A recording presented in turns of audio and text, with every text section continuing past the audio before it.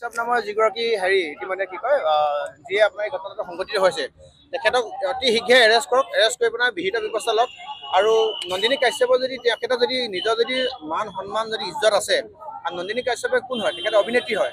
চ' এগৰাকী মানে কি কয় শিল্পী হিচাপে সেইখিনি যদি সততা আছে তেখেতে নিজে আহি পেলাই তেখেতে থানাত হাজিৰ হওকি। হাজিৰ হৈ পেলাই আহি থকা দিনত আপোনাৰ কি কয় আমাৰ এই ভাতৃটোৰ কথা কৈছোঁ, আমাৰ যিজন আমাৰ ইতিমধ্যে ঢুকাই গুচি গ'ল আমাৰ স্বামীল হওক, তাৰ পৰিয়ালৰ লগত সমবেদনা জ্ঞাপন কৰিবৰ কাৰণে হ'লেও আৰু আহি থকা এই পৰিয়ালটোক আপুনি ইতিমধ্যে গম পায় পৰিয়ালটো ফাইনেন্সিয়েলি ইমান বৰ বেছি ষ্ট্ৰং নাছিলে। এই পৰিয়ালটোক আহি থকা দিনত পৰিয়ালটো কেনেকৈ চলিব? কাৰণ এই পৰিয়ালটো হেৰাই যোৱা এই ভাতৃটো ঢুকাই যোৱাৰ কাৰণে আহি থকা দিনত এই ফেমিলিটো যথেষ্টখিনি অসুবিধা হ'ব। গতিকে আমি বিচাৰিছিলোঁ যে নন্দিনী কাশ্যপৰ যদি নিজৰ যদি মান সন্মান যদি আছে তেখেতে আহি পেলাই নিজে ইয়াত হাজিৰ হওকি, থানাত তেখেতে হাজিৰ হওকি। ইতিমধ্যে তেওঁ এগৰাকী অভিযুক্ত হয়। আমি নিবিচাৰোঁ এইটো মুহূৰ্তত য'ত তেওঁ এটা ফেমিলি এজন আমাৰ ল'ৰা হেৰাই গৈছে, এজন পুত্ৰ হেৰাই গৈছে, আমি নিবিচাৰোঁ এইটো সময়ত তেওঁ গৈ পেলাই থিয়েটাৰ নাটকৰ কিবা আখৰা চলাই থাকিব। আৰু থিয়েটাৰ নাটকৰ আখৰা চলাই থকা সময় নহয়, এইটো সময় হ'ল এই পৰিয়ালৰ লগত থিয় হৈ পেলাই সমবেদনা জ্ঞাপন কৰি পৰিয়ালত থিয় হৈ তেওঁ এই দুখৰ মানে সমভাগী হয়।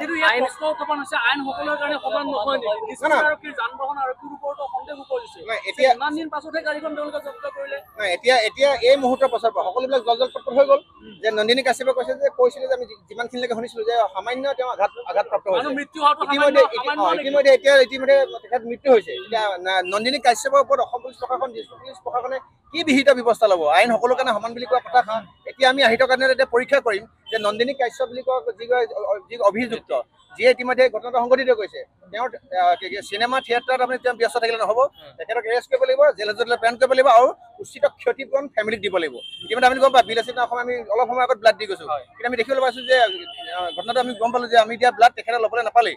আৰু কথাটো এনেকুৱা ধৰণৰ যে এই বিষয়টোৰ উচিত তদন্ত হ'ব লাগিব। আৰু নন্দিনী কাশ্যপৰ যদি মান সন্মান আছে নিজৰ, তেখেতে আহি নিজে উপস্থিত হ'বহি লাগে আৰু আহি থকা দিনত অনাগত দিনত পৰৱৰ্তী সময়ত উচিত ক্ষতিপূৰণ দিব লাগিব ফেমিলিক।